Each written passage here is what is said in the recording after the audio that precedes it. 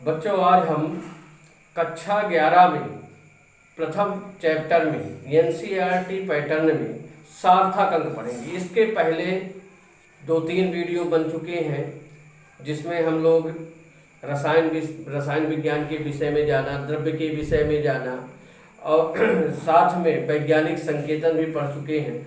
जो छात्र अभी जुड़े हों वो प्लेलिस्ट खोल करके पुराने वीडियो को देख सकते हैं।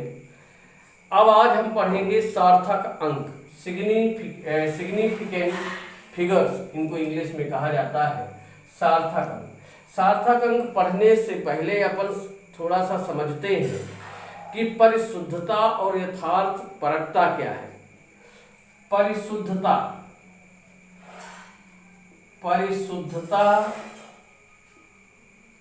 मीन्स प्योरिटी, परिशुद्धता और यथार्थ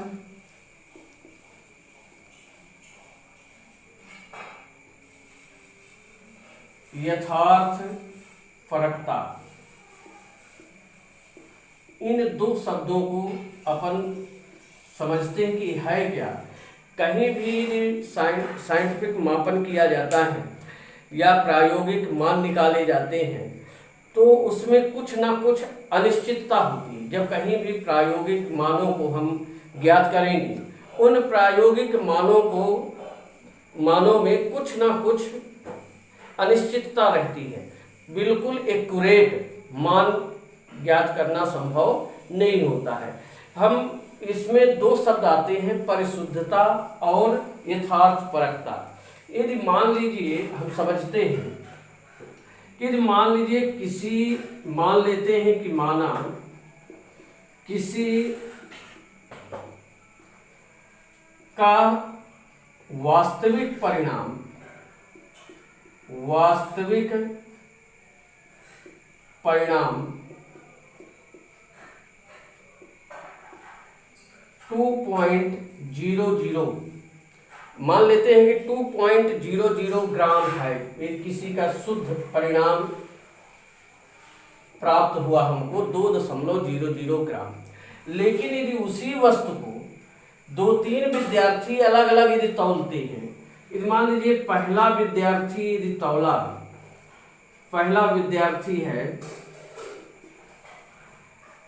उसने 2 बार तौला तो 2 तरह की उसको मान यदि प्राप्त हुई। यदि मान लीजिए उसने 1.93 ग्राम प्राप्त किया एक बार, और एक बार 1.95 प्राप्त किया, इस तरह आए, तो ये परिशुद्ध मान है लेकिन यथार्थ परक नहीं है। मतलब ये परिशुद्ध हो गए, मतलब उसके समीप है लेकिन यथार्थ नहीं है। दूसरा जो विद्यार्थी है, दूसरा विद्यार्थी वो भी 2 बार यदि तौला तो यदि वह प्राप्त करता है 1.94 ग्राम और दूसरा मान उसको 2.05 ग्राम प्राप्त हुआ। यदि इस तरह से वह प्राप्त करता है तो ये मान ना तो परिशुद्ध है और ना ही यथार्थ परक है, क्योंकि इन दोनों मानों के बीच में बहुत ज्यादा अंतर आ गया। तो ना तो ये परिशुद्ध मान कहलाएंगे और ना ही ये यथार्थ परक कहलाएंगे। और तीसरा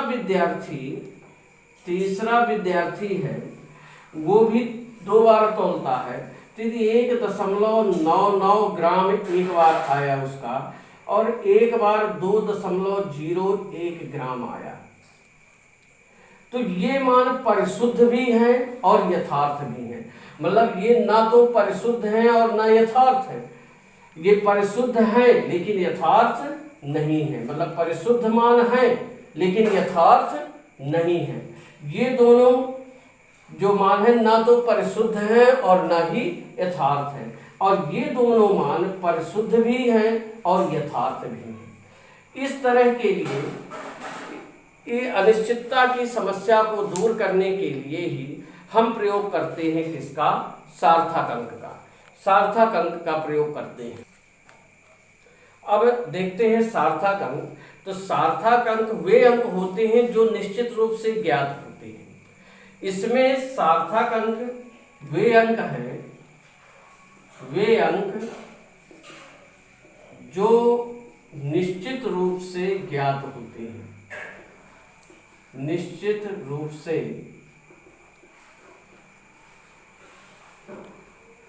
ज्ञात हों, सार्थक अंक कहलाते हैं।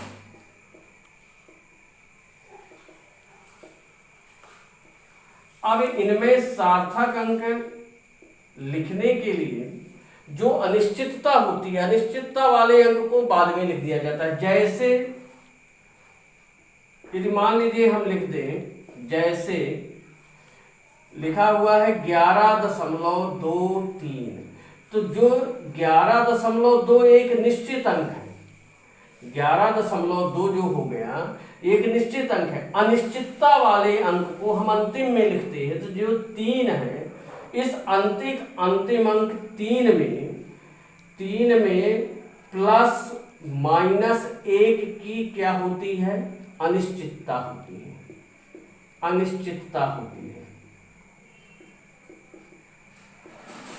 अनिश्चितता होती है। इसमें सार्थक अंक को पढ़ने के लिए कुछ नियम होते हैं, उन नियमों को देखते हैं हम। सार्थक अंक, पहला नियम होता है कि गैर शून्य अंक, जो भी गैर शून्य अंक होंगे, गैर शून्य अंक जितने भी होते हैं सार्थक अंक कहलाते हैं, सार्थक अंक होते हैं, सार्थक अंक होते हैं।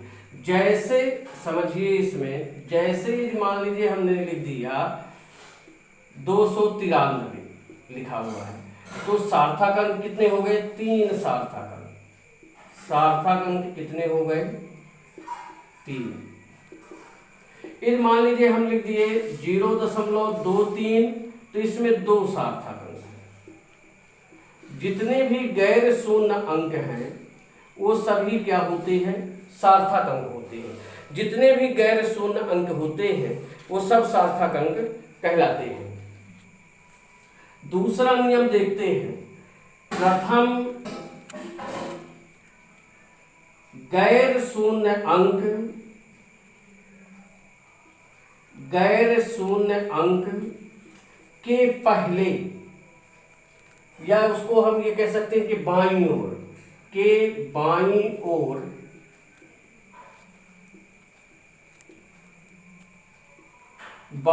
ओर जो हम लिखते हैं, वो बाईं ओर के जो शून्य है,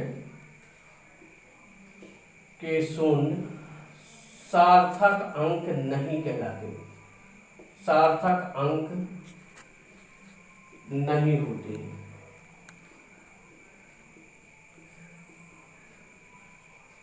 जैसे यदि मान लीजिए हम देखते हैं इसमें, जैसे में यदि मान लीजिए हम लिख दिया 0.0023, इस तरह लिख दिए 0.0023, तो गैर शून्य अंक ये हो गया।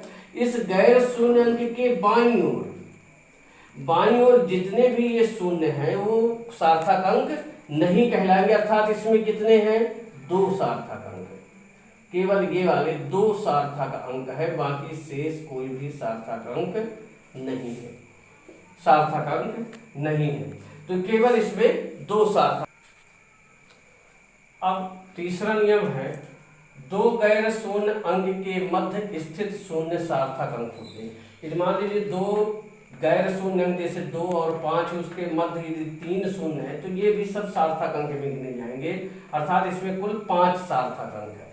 चौथा नियम है कि किसी अंक के दाईं ओर के शून्य सार्थक अंक होते हैं, किंतु उसकी शर्त है कि दशमलव के बाद वे शून्य होने चाहिए। अर्थात यदि मान लीजिए हम लिख दें,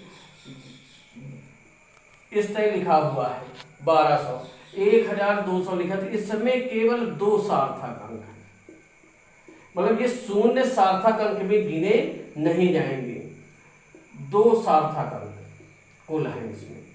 लेकिन यदि इसी संख्या को हम लिख दें 12.00, इस तरह लिख दें, तो दशमलव के बाद शून्य आ गए तो वो सार्थक अंक में गिन लिए जाएंगे। तो इसमें 4 सार्थक अंक हो गए, 4 सार्थक अंक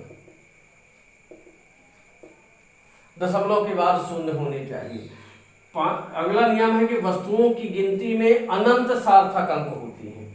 वस्तुओं की गिनती में जैसे मान लीजिए कोई वस्तु है, यदि हम लिख देते हैं 2 केले, तो इनमें सार्थक अंक की संख्या क्या हो गई? अनंत हो गई। या 20 लड्डू, कुछ भी लिख दें, कोई भी वस्तु के सार्थक अंक यदि वस्तु है की संख्या है तो उसमें सार्थक अंकों की संख्या क्या होगी? अनंत होगी। अब हम देखते हैं सार्थक अंकों का जोड़ना, घटाना, गुणा और भाग करना। उसके भी कुछ नियम होते हैं। जोड़ना, घटाना, गुणा और भाग करने के नियम होते हैं। तो सार्थक अंकों को जोड़ते, घटाते, गुणा और भाग करते हैं। तो जोड़ने, घटाने, गुणा और भाग करने के सभी सामान्य नियमों के अनुसार ही करते हैं।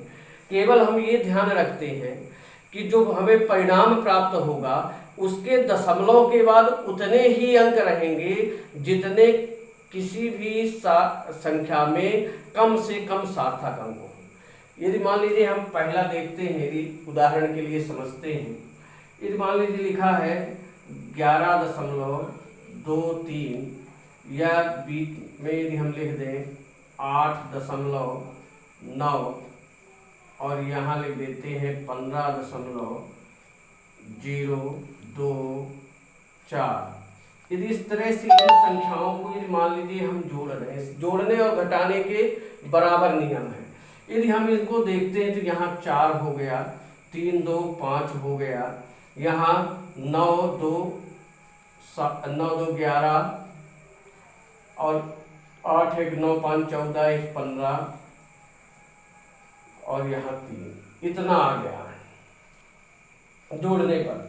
अब यहाँ पर हम ये देखते हैं कि जोड़ने पर जो हमें ये परिणाम प्राप्त हुआ वह सार्थक अंक, जिस सार्थक अंक में दशमलव के बाद कम अंक होंगे हम उतने ही अंक लेते हैं।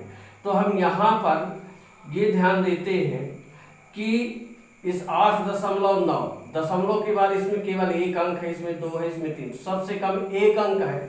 तो हम इसका जो सही परिणाम उत्तर लिखेंगे, सही परिणाम यदि इसका यदि हम लिखते हैं तो 35.1 लिख, बाकी छोड़ेंगे। अब इसमें भी नियम है कि जहां छोड़ते हैं तो यदि मान लीजिए यदि ये 5 आ गया, 5 से यदि अधिक संख्या यदि यहाँ होती तो इसमें हम 1 जोड़ देते हैं। 5 से यदि कम होती तो 5 से यहाँ पर इसके बाद ये 5 से कम यदि अंक है तो हम कुछ नहीं करते हैं, इसमें 1 नहीं जोड़ते हैं, केवल उतना ही लिख देते हैं। लेकिन यदि 5 आ गया तो उसमें विशेष नियम ध्यान देना है। यदि 5 है और उसके पहले यदि विषम अंक है तब हम इसमें 1 ऐड कर देते हैं, मतलब 35.2 लिख देंगे। लेकिन यदि यही परिणाम यदि इस तरह से होता है, यदि मान लीजिए लिख दिया जाए 2.254 इस तरह है। यदि मान लो हमको इसके दशमलव के बाद 1 अंक लेना है तो यहाँ 5 के पहले सम संख्या है तो इसमें कुछ नहीं जोड़ेंगे, सीधे ले देंगे 2.2। मतलब ध्यान रखना है कि यदि हम छोड़ने वाली संख्या यदि 5 से अधिक है तो पहले वाली संख्या में 1 जोड़ देते हैं। यदि 5 से कम है तो उस पहली वाली संख्या में को उसी का उसी तरह लिख देते हैं। यदि मान लीजिए 5 है तो ये 5 के पहले यदि विषम संख्या है तो उसमें 1 ऐड कर देंगे, उस 5 को हटा देंगे। यदि मान लीजिए 5 के पहले सम संख्या है तो हम उस 5 को हटा देते हैं, कुछ नहीं ऐड करते हैं। ये इस तरह से सम संख्या 2 है इसलिए हम 2 लिख दिए, 5 हट गया। इस तरह ध्यान देखते हैं। यदि मान लीजिए गुणा यदि हमको देखना है, सभी नियम उसी तरह है। यदि मान लीजिए हमको इसमें गुणा देखना है तो यदि इस तरह ही मान लीजिए ले लिया गया तो यहाँ पर यदि हम गुणा करेंगे तो यहाँ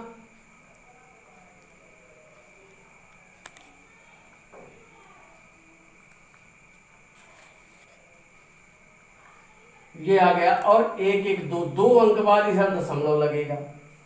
लेकिन अब इसमें भी यही ध्यान देना कि सब में 1 अंक बाद है दशमलव। तो जो परिणाम है वो ये परिणाम हमको कैसे लिखना है, इसका सही मान हम लिखेंगे 9.0 लिखेंगे, क्योंकि इस 2 को छोड़ देंगे, क्योंकि दशमलव के बाद इनमें एक ही अंक है। यदि किसी में मान लीजिए 2 अंक हो जाता तब भी कम से कम दशमलव के बाद जिस सार्थक अंक में कम अंक है उतने हमारा परिणाम आना चाहिए, चाहे वो गुणा हो चाहे भाग हो।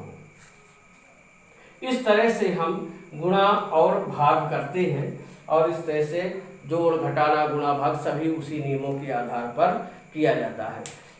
इसका अभ्यास आप एनसीईआरटी बुक्स में क्वेश्चन दिए हैं, उन सवालों को आप हल करिएगा, नियमों को भी पढ़िएगा, देखिएगा, इस वीडियो से समझिएगा, तो और किताब रख लीजिएगा तो उसमें समझ में आपके आ जाएगा, और आप उसका नोट्स भी बना सकते हैं।